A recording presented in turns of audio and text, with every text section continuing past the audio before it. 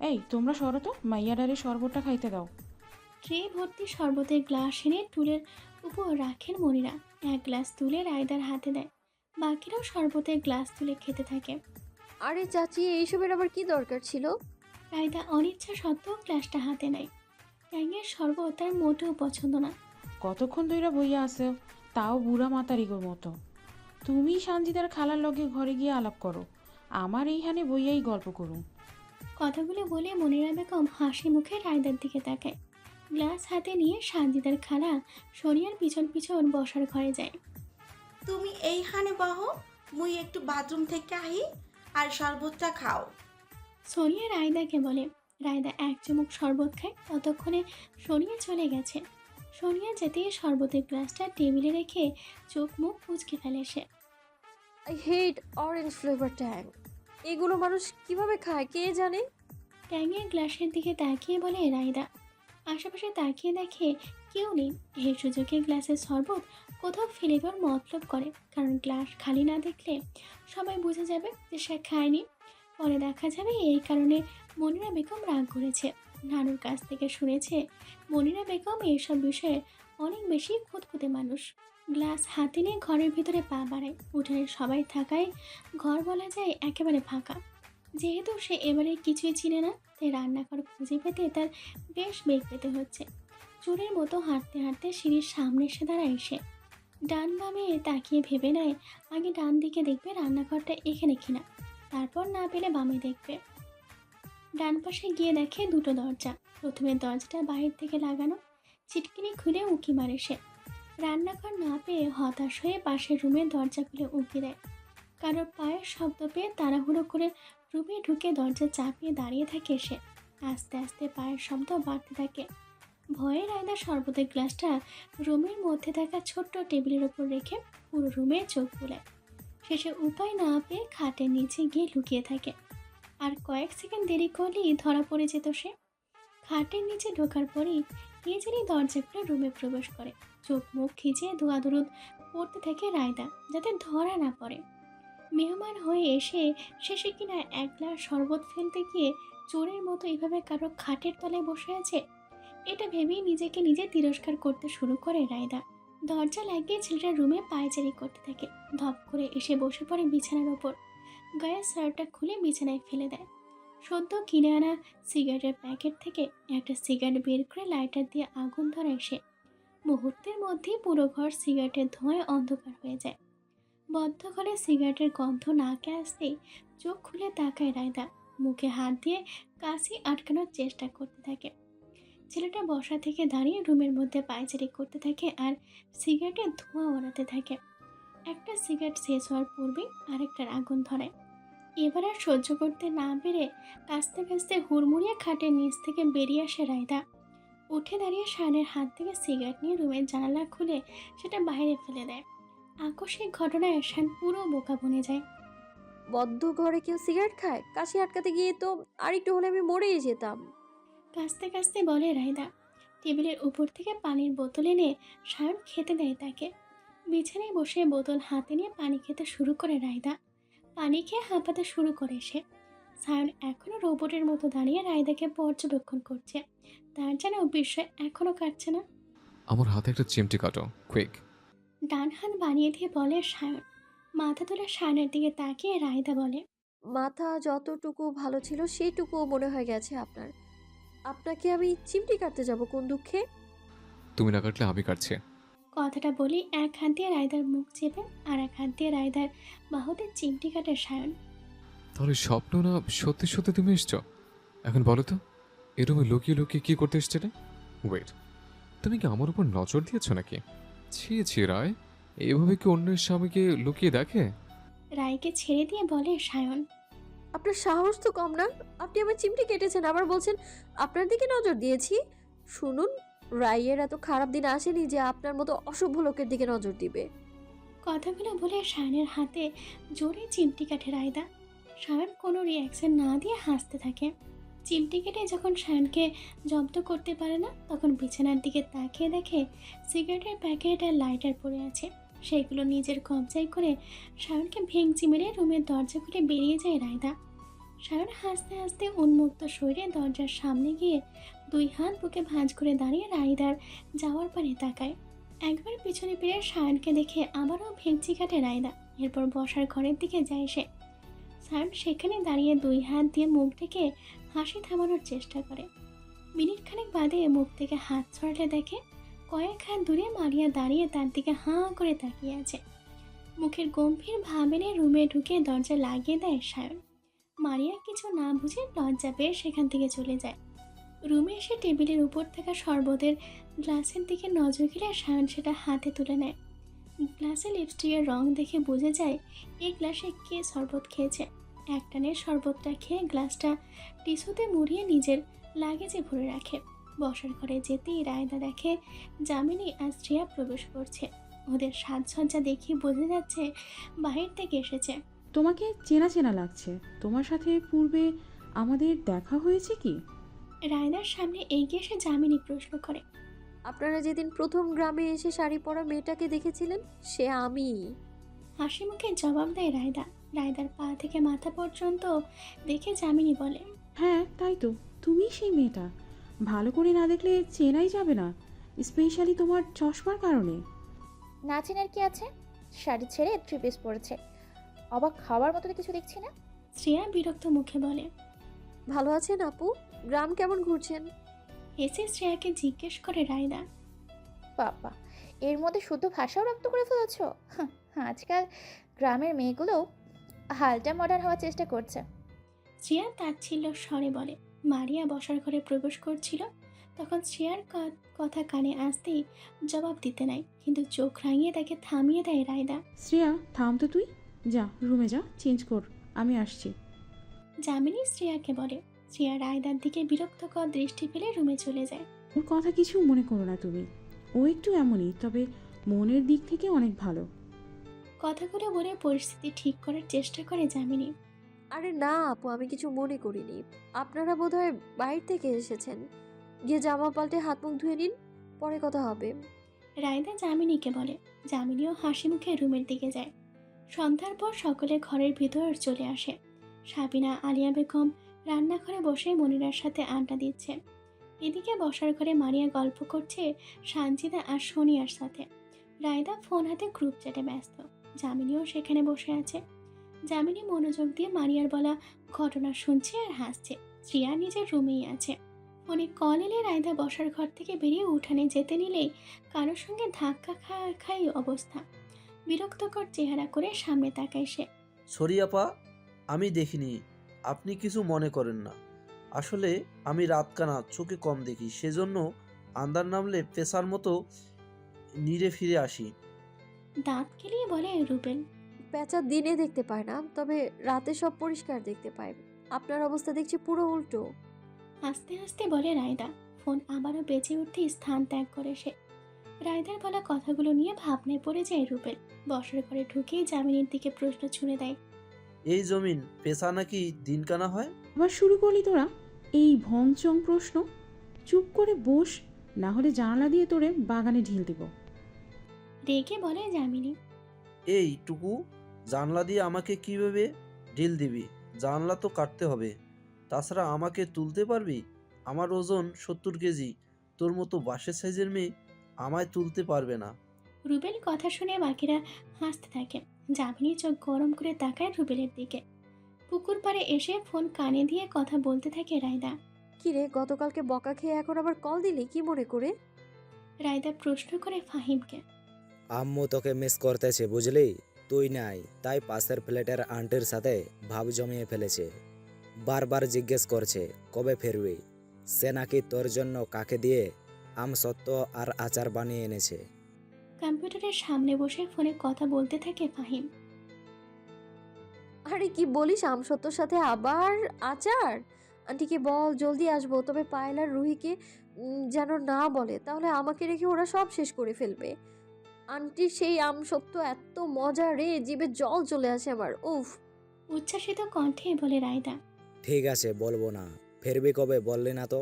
বাপ্পি বলেছিল ছোট একটা ট্যুরের প্ল্যান করেছে। আর হয়তো 1 সপ্তাহ থাকবো, বেশি দেরি করব না। তুই না বলেছিলি পুরো ছুটি কাটিয়ে আসবি? বলেছিলাম, কিন্তু এখন পরিকল্পনা পাল্টেছি। কয়েক জায়গায় গিয়ে ব্লগ করার ইচ্ছে আছে, সেগুলো শেষ হলেই 1 মিনিটও অপেক্ষা করবো না, ঢাকা ফিরে আসবো। কোনো সমস্যা হলে দরকার হলে কল দিস। রাখছি এখন। তুই তোর বউ গেমিং সেটআপের থেকে দূরে থাক আগে। আর শোন, তোকে ভিডিও মেইল করেছি, দেখেছিস? রায়দার কথা শুনে ফাহিম হেসে দেয়। হ্যাঁ দেখেছি, কাজ হয়ে যাবে, তুই নিশ্চিন্তে এনজয় কর। আচ্ছা, রাখছি তাহলে। কথাটা বলে রায়দা কল কেটে দেয়। কল কাটার পর ফাহিম গেম খেলতে বসে যায়। ফোন লক করে রায়দা পুকুরের পানির দিকে তাকিয়ে থাকে। চেয়ারম্যান বাড়ি থেকে যেটুকু আলো আসছে তা দিয়ে পুকুরের পানি দেখতে অসুবিধা হচ্ছে না। কিছুক্ষণ পুকুর পাড়ে দাঁড়িয়ে থেকে ভিতরে যাওয়ার জন্য পা বাড়ায় সে। রায়দা বসার ঘরে এসে দেখে সকলে আড্ডা দিচ্ছে। যেই চেয়ারে সে বসেছিল সেখানে আরাম বসে ক্যামেরায় তোলা ছবিগুলো দেখছে। তুমি তো মনে হয় আমাদের ছোট হবে। ছোট আপু, আসো এখানে বসো, তোমাকে চেনা চেনা লাগতেছে। রুবেল চিন্তিত ভঙ্গিতে বলে রায়কে দেখে। এই ওই মেয়েটা প্রথম দিন যে দেখা হয়েছিল। রুবেলকে বলে যামিনী। কোন মেয়ে? আমার তো মনে পড়ে না এমন কারোর সাথে দেখা হয়েছে। রুবেল আবারও চিন্তা করতে থাকে। থাক ভাইয়া, ছোট মাথায় প্রেশার দিতে হবে না, তাহলে মাথাটা ব্লাস্ট হয়ে যাবে। হেসে রুবেলকে বলে রায়দা। রায়দার কণ্ঠ পেয়ে ক্যামেরা থেকে মুখ তুলে পাশে তাকায় আরাপ। এতক্ষণ সে খেয়ালই করেনি রায়দাকে। রায়দা আর চোখে আরাপকে দেখে রুবেলের সামনের চেয়ারে গিয়ে বসে। আরাপ মাথা চুলকে রায়দার দিকে তাকিয়ে হাসি দেয়। রায়দা ভ্রু উঁচিয়ে হাসার কারণ জানতে চায় ইশারায়। আরাপ ইশারায় ক্যামেরা দেখায়। রায় বুঝে যায় ক্যামেরায় কিছু দেখে আরাপ হাসছে। সকলের সাথে আড্ডায় বসে থাকলেও রায়দার চোখজোড়া বারবার আরাপের দিকে যেতে থাকে। আরাপও ক্যামেরা উঁচিয়ে ছবি দেখার বাহানায় রায়দার দিকে তাকিয়ে আছে। ভাই মেলা ভালা মানুষ আসিল, মোরা এক লগে চায়ের দোকানে কত গপ্প করছি হিসাব নাই গা। যখন চেয়ারম্যান আসিলাম না তখন হ্যাঁ মোরে মেলা সাহায্য করছে। মহিউদ্দিনের বাবা খাবারের টেবিলে বসে কথাগুলো বলছিল। চাচা যেন আসলেই ভালো মানুষ ছিলেন, কিভাবে যে কি হলো বুঝতেই পারলাম না। মহিউদ্দিন আফসোসের স্বরে বলে। কার কথা বলতেছেন? রুবেল প্রশ্ন করে। সাবিনার বাপের কথা। মহিউদ্দিনের বাবা জবাব দেয়। আরে ও কি সাবিনাকে চিনে নাকি? রায়দা নানার কথা বলছি, আমার বাবা আর রায়দার নানা চাচাতো ভাই। মহিউদ্দিন রুবেলের প্রশ্নের জবাব দেয়। এমন আশ্চর্য তথ্য পেয়ে রুবেল রায়দার দিকে তাকায়।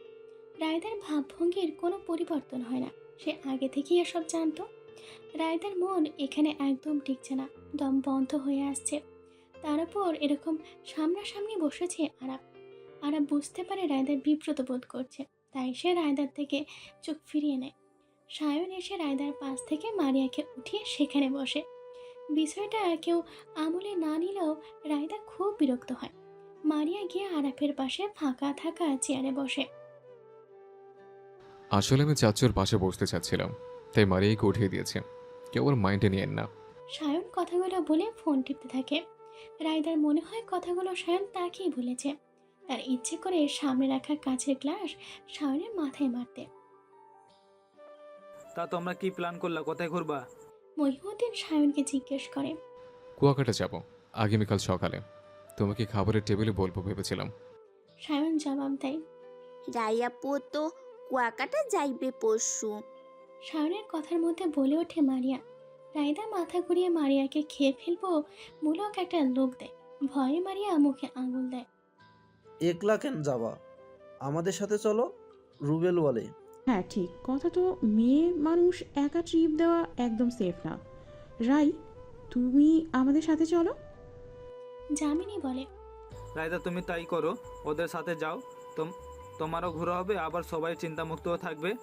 এবার মহিউদ্দিন রুবেল আর জামিনীর কথার সাথে একমত পোষণ করে। আরে না মামা, আমার অভ্যেস আছে, সমস্যা হবে না, আমি প্রায় একাই ট্যুর দিই। রায়দা তড়িঘড়ি করে বলে। কথা রাইদা, তুমি এখনো ছোট, একা একা ঘোরা তোমার জন্য বিপজ্জনক। যামিনী বলে। যামিনীর মুখে এমন কথা শুনে রায়দা কেসে ওঠে। সানজিদা পানি এগিয়ে দেয় খেতে।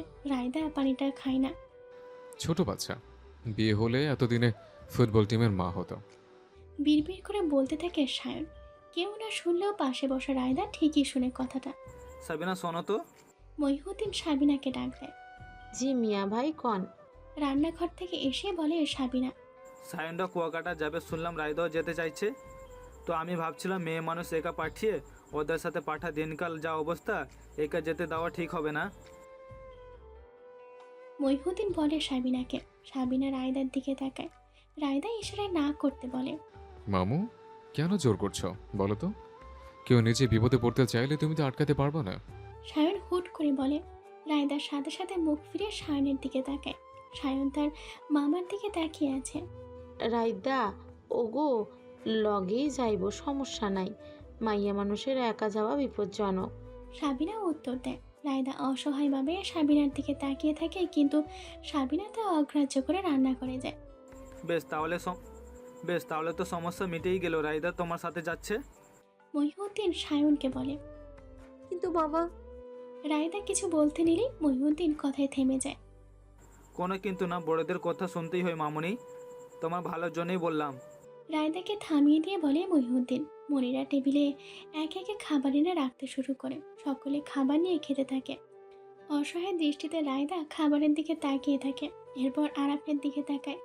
দেখে আরাফ ইশারায় জিজ্ঞেস করছে কি হয়েছে। বাম হাতের আঙ্গুল মাথায় দেখিয়ে রায়দা বোঝায় আপনার মাথা। রায়দার কাছ থেকে ইশারায় উত্তর পেয়ে আরাফ হাসতে থাকে। কিরে মামা, জোকস মনে পড়ছে? আমাদের সাথে শেয়ার কর, আমরা হা হি করে হাসি। রুবেল বলে আরাফকে। এই যে জোকস কার সাথে শেয়ার করতে পারবো না। আরাফ রুবেলকে বলে। আরাফের থেকে এমন উত্তর পেয়ে রুবেল মুখটা বাংলার পাঁচের মতো করে ফেলে। মহিউদ্দিনের বাবা, শিমু, সায়ন, মারিয়া, আরাফ, রায়দা, রুবেল, জামিনী, শ্রিয়া আর মহিউদ্দিনের সালক টেবিলে খাচ্ছে। মনিরা, আলিয়া বেগম, সাবিনা, সোনিয়া আর সানজিদা ঠিক করেছে সকলের খাওয়া হলে তারা ধীরে সুস্থে খাবে। সাবিনা অবশ্য তার ছেলেকে রান্নাঘরে বসিয়েই খাইয়েছে। খাওয়া শেষ হলে মহিউদ্দিন বসার ঘরে গিয়ে সকলকে ডেকে পাঠায়। সায়ন, রুবেল, জামিনী, রায়দা, আরাফ সেখানে উপস্থিত হয়। শ্রিয়া রুমে চলে গেছে। এসব বিষয়ে তার মাথা ব্যথা নেই। কালকে সকালে কখন বের হইব তোমরা? সায়নকে প্রশ্ন করে মহিউদ্দিন। ভোরে বের হব, দেরি করা যাবে না একদম। সায়ন জবাব দেয়। তোমরা এই কয়জন তো যাবা? গাড়ি চাকা আমি ঠিক করে দিয়েছি, সমস্যা হবে না আশা করি। মহিউদ্দিন বলে। আব্বা আমিও যাইবার চাই। দরজায় দাঁড়িয়ে বলে সানজিদা। চল, সমস্যা নেই কোনো। মামু সাজিদাকে নিয়ে যাই। সায়ন বলে। আরে না, ওর পড়া বাদ দিয়ে এখন ঘোরাঘুরি করা উচিত হবে না। স্কুল প্রাইভেট এগুলো আছে না। মহিউদ্দিন না করে দেয়। চিন্তা করো না মামু, কয়েকদিনের ব্যাপারই তো। সায়ন বলে। তোমরা সব প্রাপ্তবয়স্করা ঘুরতে যাচ্ছে, সেখানে বাচ্চাদের গিয়ে কাজ নেই। তোমরা ঘুরে আসো, তারপর না হয় বাচ্চাদের নিয়ে কোথাও যাবে। মহিউদ্দিন বলে। মহিউদ্দিন তার সিদ্ধান্ত অটল থাকে, কেউ রাজি করাতে পারে না। এই রাই, বাড়ি চল, অনেক রাইত হইয়া গেছে, তোর তো আবার আইতে হইব। সাবিনা বসার ঘরে এসে বলে। মানে? রায়দা অবাক হয়ে প্রশ্ন করে। ওরা তো ভোরবেলা বাইর হইব, তো কত সকাল, তুই যদি না উঠতে পারস তাই রাইতটা এই বাড়িতেই কাটাবি। চল, তোর জামা কাপড় নিয়ে আবি। সাবিনা বলে। অসম্ভব খালামণি, এটা আমি পারবো না। রায়দা বলে ওঠে। আরে সমস্যা কি? সাবিনা ঠিকই বলেছে, যাও তোমার জামা কাপড় নিয়ে আসো। এই কেউ এদের এগিয়ে দে, আর এই তো একা ফিরতে পারবে না, ওকে সঙ্গে করে আনার জন্য কাউকে দরকার। মহিউদ্দিন বলে। আমি যাচ্ছি মামু, তুমি গিয়ে শুয়ে পড়ো। সায়ন বলে। হ যা তুই, আমরা ঘুমাইতে গেলাম। রুবেল হাই তুলতে থাকে। রায়দা মুখ কালো করে আরাফের দিকে তাকায়।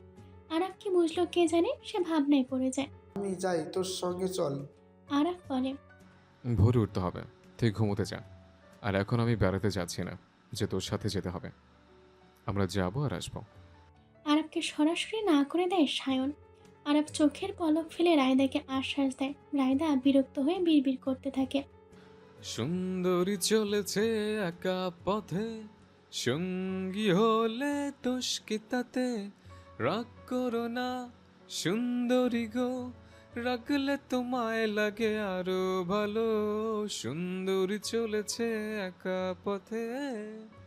রায়দার পিছন পিছন সায়ন হাঁটছে আর মনের মাধুর্য মিলিয়ে এই গানটা গাচ্ছে।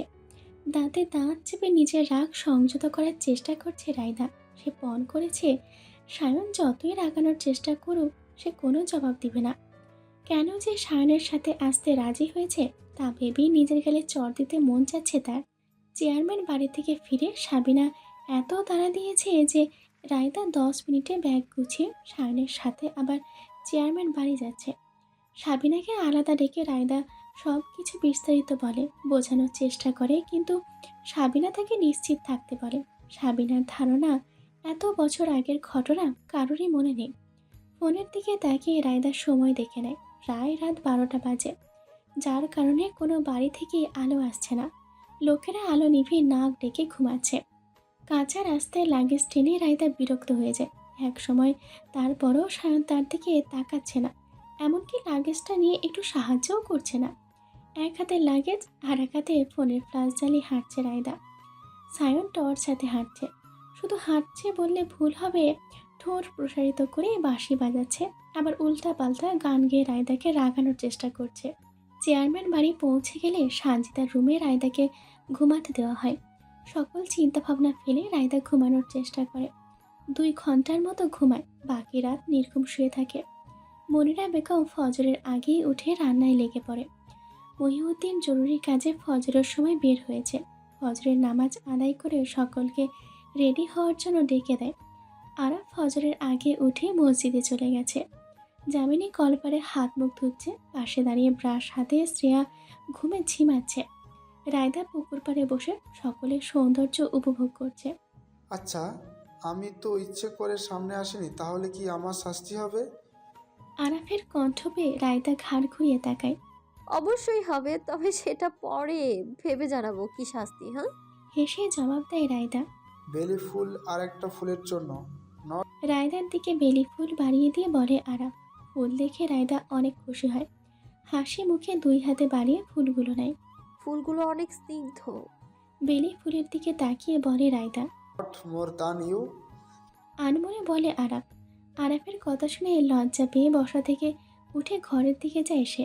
আরাফ যখন বুঝতে পারে সে অজান্তেই রায়দাকে লজ্জা দিয়েছে, তখন সেও লজ্জায় হাসতে থাকে।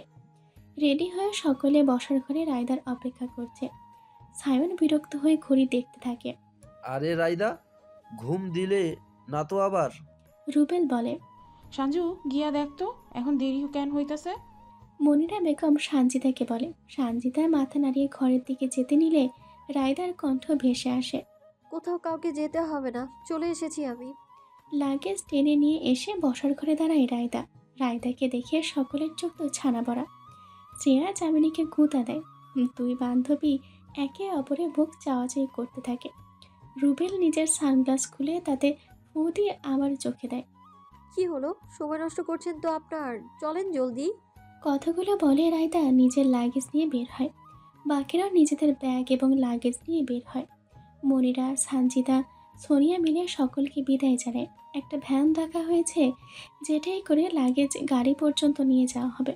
সকলের লাগেজ ভ্যানে তোলার পর রায়দাও নিজের লাগেজ ভ্যানের ওপর রেখে নিজেও চড়ে বসে। কেউ কিছু জিজ্ঞেস করার পূর্বেই সে ভ্যান চালককে তাড়া দেয়। শর্টকাট কাঁচা রাস্তা দিয়ে যাওয়ার উপায় না থাকায় ভ্যান চালকে অনেকটা ঘুরিয়ে যেতে থাকে। সকলের লাগেজ সমেত রায়দা মাইক্রোর কাছে পৌঁছায়। মিনিট 10 পর হাঁটতে হাঁটতে বাকিরাও চলে আসে। ড্রাইভিং সিটে এসে বসে সায়ন, মাঝের সিটে বসেছে শ্রেয়া আর যামিনী, শেষের দিকে গিয়ে বসে রুবেল। রায়দা দ্বিধায় পড়ে যায় কোথায় বসবে সেটা নিয়ে। রবেল, তুই সামনে বস, রাই এসে এখন বসুক। আরাফ এসে বলে রুবেলকে। তাহলে তুই কই বসবি? বোকার মতো প্রশ্ন করে রুবেল। রায়, সামনে এসে বসো। সায়ন গম্ভীর গলায় বলে। সামনে বসলে আমার বমি পায়, আমি পেছনে বসবো। কথাটা বলে রায়দা রুবেলের পাশে বসে। আরাফ অসহায় মুখ করে তাকিয়ে থাকে রায়দার দিকে। আরাফের অবস্থা বুঝতে পেরে রায়দা হাসি আটকানোর চেষ্টা করে। শেষে উপায় না পেয়ে আরাফ সামনে গিয়ে বসে। লুকিং গ্লাস ঠিক করে রায়দার দিকে তাক করে সায়ন। রায়দা সেদিকে চোখ গেলে দেখে সায়ন তার দিকে গম্ভীর দৃষ্টিতে তাকিয়ে আছে। সাথে সাথে সেদিক থেকে চোখ ফিরিয়ে নেয় রায়দা। গাড়ি চলতে শুরু করে। গন্তব্য কুয়াকাটা। ধীরে ধীরে গাড়ির স্পিড বাড়তে থাকে। এই রায়, তুই কি ইউটিউব টিউটোরিয়াল দেখা তারপর আপডেট হইছ? রুবেল কৌতূহল হয়ে প্রশ্ন করে। রুবেলের এমন প্রশ্ন শুনে রায়দা জোরে হেসে দেয়। আরাফ গাড়ির বাইরে লুকিং গ্লাস দিয়ে রায়দার হাসির দিকে তাকিয়ে থাকে। আরে হাসো কেন, বলো না কোন চ্যানেল ফলো করছো, আমিও একটু আপডেট হইতাম আর কি। রুবেল দাঁত কেলিয়ে বলে। এটা সিক্রেট, বলা যাবে না। আমি যদি বলে দিই তাহলে সবাই আমার মতো চুটকিতে আপডেট হয়ে যাবে। পরে তো আপনারাই বলবেন সব মেয়ে আপডেট হয়ে গেছে, কাউকেই ভালো লাগে না, ব্লা ব্লা। রায়দা জবাব দেয়। তা ঠিক, কিন্তু তোমার কথা বলার ধরন এত পরিবর্তন কিভাবে করছো? ইউটিউবে কোনো ভিডিও বের হলে যার দরুন নির্ঘাতেই মানুষের ভাষা পোশাক পাল্টে যায়, আশ্চর্যের বিষয় একটা। রুবেল চিন্তিত ভঙ্গিতে বলে। কাক যতই ময়ূরের পেখম লাগাক না কেন, কাক কিন্তু কাকই থাকে। শ্রেয়া বিরক্ত হয়ে বলে। রাই, এবার কিন্তু আমি তোমার বিষয়ে কনফিউজড। তুমি কিছুই ক্লিয়ার করে বলছো না। যামিনী বলে। আমার বিষয়ে বলার মতো কিছুই নেই আপু। ইউনিভার্সিটিতে পড়ছি, 6th সেমিস্টার, ফাইনাল দিলাম। এর বাইরে আমাকে নিয়ে বলার মতো কিছুই নেই। রায়দা জবাব দেয়। তুমি এত ভাব নিচ্ছ জানো তুমি কোনো সেলিব্রিটি? তোরাও পারিস, একটা কেউ মেয়েকে নিয়ে তামাশা শুরু করেছিস। শ্রেয়া রেগে বলে। শ্রেয়া থাম, তুই না জেনে অন্যকে নিয়ে মন্তব্য করা উচিত না। আরাফ শ্রেয়াকে ঝাড়ি মেরে বলে। রায়দা মেসেঞ্জার টুংটাং মেসেজে শব্দ বেজে ওঠে। ফোন হাতে নিয়ে রায়দা মেসেজ দেখে ব্যস্ত হয়ে যায়। কিরে রায়, কত দূর গেলি? বাপ্পি রায়দাকে মেনশন করে জিজ্ঞেস করে। বেশি দূর না, তোরা কে কি করিস? রায়দা জিজ্ঞেস করে। আমি তো ডিউটিতে, পায়েল মনে হয় ঘুমিয়ে। রুহি রিপ্লাই করে। অর্ক আর ফাহিমও হয়তো ঘুমিয়ে। বাপ্পি লেখে। তোদের সাথে কিছু শেয়ার করতে চাই, রাতে সবগুলো মিলে গ্রুপে ভিডিও কল দিবি। কি ব্যাপার বলতো, সারপ্রাইজ আছে নাকি কোনো? রায়দা লিখে। কল দিলেই জানাবো। বাপ্পি লিখে। রায়দা রিপ্লাই করে। সায়ন গাড়ি চালাচ্ছে আর একটু পরপর লুকিং গ্লাসে তাকিয়ে রায়কে দেখছে। রায়দা গ্রুপের মেসেজ পড়ছে আর মুচকি মুচকি হাসছে। সায়নের কেন জানি রায়দার হাসি দেখে হিংসা হচ্ছে। প্রায় 2.5 ঘন্টা পর কুয়াকাটা পৌঁছে সকলে। একটা ভালো মানের হোটেলে সায়ন আগেই বুকিং দিয়ে রেখেছিল, কিন্তু বিপত্তি বাঁধে রুম নিয়ে। সায়ন তো জানতো না রায় আসবে, তাই সে 3টা রুম বুকিং দিয়েছিল। এখন শ্রেয়া কিছুতেই যামিনী ছাড়া অন্য কারোর সাথে রুম শেয়ার করতে চাচ্ছে না। এদিকে সায়নও কারোর সাথে রুম শেয়ার করে থাকতে পারে না। রায়দা বিরক্ত হয়ে ম্যানেজারের সাথে কথা বলতে যায়। আপনারা দেখুন রুম আছে কিনা, না হলে আমি অন্য হোটেলে যাচ্ছি। ম্যানেজারকে বলে রায়দা। ম্যাম, আমরা আন্তরিকভাবে দুঃখিত, এই মুহূর্তে সকল রুম বুকিং দেয়া। আমরা চাইলেও আপনাকে রুম দিতে পারবো না। ম্যানেজার বলে। সায়ন ম্যানেজারকে ডেকে সাইডে নিয়ে কথা বলতে থাকে। সোফায় সকলে বসে আছে আর রায়দা কাউন্টারে দাঁড়িয়ে সায়ন আর ম্যানেজারের কথা শোনার চেষ্টা করে। ম্যানেজারের সাথে কথা শেষ করে সায়ন রায়দার দিকে এগিয়ে আসে। সায়ন, যদিও আমি কারোর সাথে নিজের কোনো জিনিস শেয়ার করি না, তবে তোমার জন্য একটু কনসিডার করলাম না হয়। আমার রুমে খাটের নিচ কিন্তু একদম খালি, চাইলেই থাকতে পারো। রায়দার কানে ফিসফিস করে বলে সায়ন। রায়দা মাথা তুলে চোখ বড় বড় করে সায়নের দিকে তাকায়। সায়ন এমন ভান করে দাঁড়িয়ে থাকে যেন কিছুই হয়নি। রায়দা কিছু বলতে নিলে দেখে আরাফ আসছে। কি রে, ব্যবস্থা হলো? আরাফ সায়নকে জিজ্ঞেস করে। দেখি ম্যানেজার কি করে। সায়ন দায় সারা জবাব দেয়। এই নিন ম্যাম আপনার রুমের চাবি, আর স্যার এই যে বাকি রুমগুলোর চাবি। ম্যানেজার সকলকে চাবি বুঝিয়ে দেয়। এই না বললেন রুম নেই, এখন রুম পেলেন কই? রায়দা সন্দিহান দৃষ্টিতে জিজ্ঞেস করে ম্যানেজারকে। তোমার রুম লাগবে না? না লাগলে চাবি ফেরত দাও। এত প্রশ্ন করছো কেন সেটাই বুঝতেছি না। সায়ন রায়দাকে বলে। আরে শান, রাই তো ঠিকই বলছে। আপনি আরাফ রায়ের হয়ে বলে। রায়দা রেখে লাগেজ টেনে একাই যেতে থাকে রুমের দিকে। রুমের সামনে এসে চাবি দিয়ে রুমের লক খুলে ভেতরে ঢুকে দরজা লক করে দেয়। বাকিরাও নিজেদের রুমে চলে যায়। ফ্রেশ হয়ে সবাই নিজের রুমেই থাকে। সকালে যার যার রুমে হোটেলের দেওয়া নাস্তা পৌঁছে যায়। প্রথম দিন দুপুরে কুয়াকাটা সমুদ্রে স্নান করার প্ল্যান করা হয়। অবশ্য ট্যুরের সমস্ত প্ল্যান সায়নের। রায়দা ঘুমোচ্ছিল। দরজার শব্দ হতেই ঘুম ঘুম চোখে দরজা খুলে। দরজায় সায়নকে দেখে ঘুম উড়ে যায় ওর। হালকা নীল রঙের গেঞ্জি সাথে কালো রঙের প্যান্ট পরেছে সায়ন। প্যান্টটা হাঁটুর একটু উপরে, যার কারণে সায়নের ফর্সা পা দুটো উন্মুক্ত। দরজায় 2 হাত দিয়ে ধাক্কা দিয়ে রুমে ঢুকে সায়ন। আপনি দেখি ভদ্রতাও জানেন না, অনুমতি ছাড়া কেন ঢুকলেন? রায়দার রেগে সায়নকে বলে।